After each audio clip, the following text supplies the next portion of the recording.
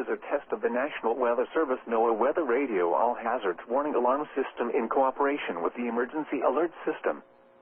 Tests of this alarm system are conducted every Wednesday at 11 a.m. and at 7 p.m. If there is a severe weather threat, the tests are postponed until the next available good weather day.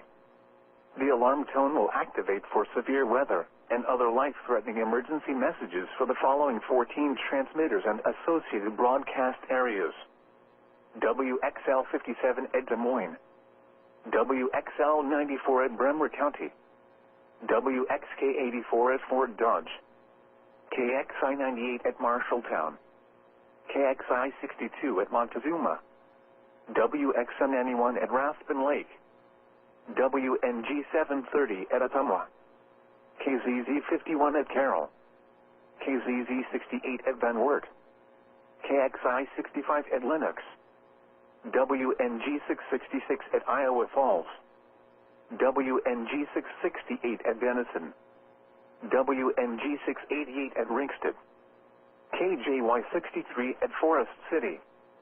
For a detailed listing of what counties are served by each transmitter, please visit the NOAA Weather Radio section of our website at www.weather.gov/Des Moines.